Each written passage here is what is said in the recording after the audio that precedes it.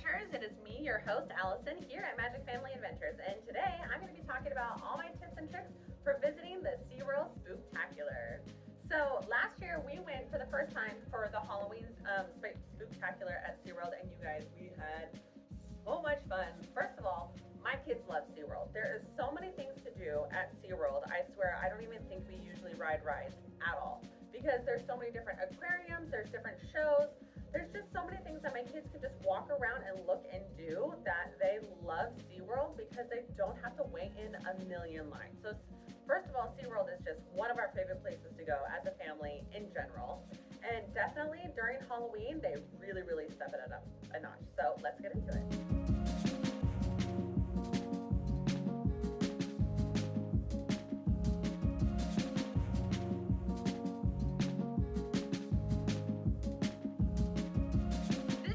Is all about Pirate Sweet Tooth, and it's all about pirates and mermaids. And you guys, last year they had a pirate meet and greet and a pirate dance party, DJ dance party.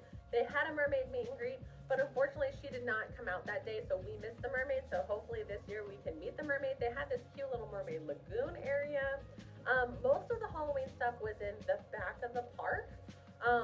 So all of the trick-or-treat trails and the Orca Spooktacular show was all basically in the back of the park. So when it turns noon, you're going to want to be back there because that's when you're going to want to do all of the treat trails that open up. You're going to want to see the different shows. You're going to see the different characters. There's going to be lots of fun things to do. So there's also, there's trick-or-treat trails that your kids can go to. You can either bring a bag or you can buy a bag there. So when I read that you had to purchase one of their $5 bags to do the trick-or-treating. So $5 to have my kids trick-or-treat, totally fine with me. But I also heard when I was there that you could bring a bag. So I don't know, this year I might bring a bag or a trick-or-treat trail, and if they say, oh, I'm sorry, you have to buy one, then you can buy one. So I'm not sure. Again, the bag was only $5, so it wasn't a big deal, and it was like a cute little shark trick-or-treating bag. So I was totally fine with that. So I got that as soon as I walked in. I made sure to grab those, so then eventually went into the back. We had everything that we needed. So the trick-or-treat trails, there's nothing super crazy about them. You're just gonna wanna walk through, and they have these little chutes, and you get in line and they shoot the little candy, and the kids just put their bags there. So it's just something super fun and super sweet. They said this year that they are gonna have more, so that's exciting. I highly suggest checking out the Opie Otter show because it is like all of like the stuffy characters. So there was like a stuffy polar bear, and there was a shark, and there was a dolphin, and there's Opie Otter, and you guys, it was just a really cute show, and they performed different like Halloween songs. They were wearing Halloween costumes, and it was also great just to sit down and be in like the air conditioned because it's an indoor event. So if they have that same show, we thought it was adorable. I loved it. It was a great time to give the kids a snack and let them kind of cool down and sit down. So definitely check out the Opie Otter show. So they will also have, last year they had like a hay maze. It's a very simple hay maze. They also said they might have some type of pumpkin patch this year. So we're gonna have to check that out. And so they had DJ dance parties last year. I think that they're gonna have live shows also this year. I did read that they were gonna do some type of like pirate parade. So as I figure out more when I go, I'll come back and I'll tell you my different tips as we go through. So I try to do as much research as I can before I go to events, and I'm guessing you do too if you're watching this video, because it means that you guys want tips and tricks so you can have a successful Halloween trip.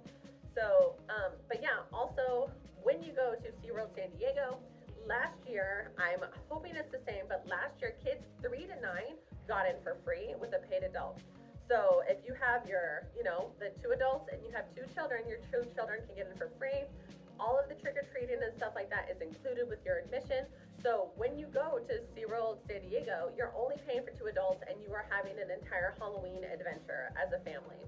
And we absolutely loved it. So at noon is when we started. We went to the back, and then yeah, they have like a pumpkin scavenger hunt throughout the park. I didn't find that out until later, so we didn't do that last year.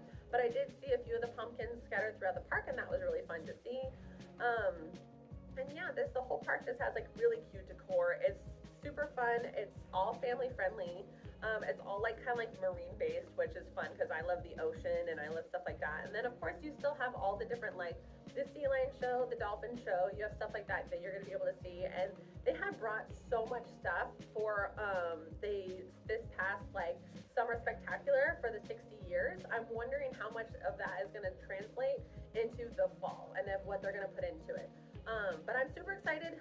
Definitely go. I would say bring your child to change of clothes, bring them in their costumes to change into. You can bring a treat bag, see if you need to buy one. Go check out the Opie Otter show. It was really sweet, really cute. They also have some Dia de los Muertos stuff. They have some food vendors and stuff like that. So some themed food that you can do. Always bring sunblock when you go to theme parks because you're going to be sitting out in the sun. San Diego, SeaWorld, you are out in the sun a lot because a lot of their shows are outdoor shows because they are outdoor animals. There's not a whole lot of things to do indoors. There are indoor aquariums and stuff like that if you ever need a break. We love going into the Shark Lagoon. The new area where they have the sea turtles is really great. Oh my gosh, the Arctic area is wonderful when it's hot out because everything is cold to keep the Arctic area cold, and the penguins and stuff like that. So sometimes we actually go specifically to the Arctic area at like 2 or 3 o'clock in like the heat of the day because that's when you can see the animals more and you are inside and it is cool. So I definitely try to do, during the heat of the day, I'll do the indoor activities and then I'll try to do like the outdoor, like dolphin, do the earliest show. We normally do the Orca Encounter right before we leave. That's like one of the last things that we do. So, but we're excited to check out everything new that they have this year. And make sure you like this video if you like this video and hear about all these tutorials and all these tips and tricks that I have when it comes to Halloween events. I'm really fortunate and I have been to a lot of family Halloween events. I go to Disneyland during the day for Halloween. I go to Disneyland for Oogie Boogie. I go as myself. I don't bring my children to Oogie Boogie because it is late at night. My kids don't do well late at night because they are still young. So I prefer to go to places like SeaWorld Spooktacular or Brick or Treat, something that the kids can do during the day that is included with the price. So I also have gone to the Knott's Berry Farm. They have a spooky farm that's for kids during the day. We're going to Brick or Treat during the day. I'm going to be checking out Six Flags, the Boo Fest this year. I'm also going to be checking out Universal to see if they do anything fun for Halloween for the family. So if you want to learn about anything that's going on with Halloween for family events, I also am going to be going to Knott's Scary Farm. I'm going to hopefully go to the Howlow Scream at SeaWorld because that's one of my favorite events too. And then we'll see if I get to, Six Flags Fright Fest and Halloween Horror Night. So I do family-friendly stuff, and then I also have the adult stuff that I like to do too. So if you guys have any questions, please let me know.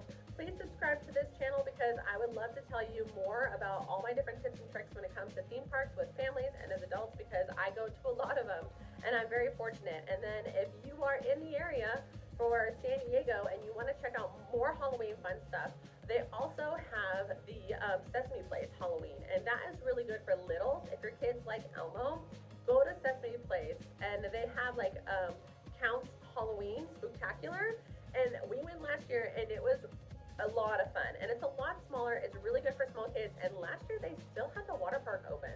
So my kids got to do Halloween in the morning, and when it got hot, they got to do all the water park stuff. So that was awesome. So if you're down there, I know SeaWorld and Sesame Place are owned by the same companies, and we did both last year in a weekend, and it was really, really fun. So if you're out there, check it out.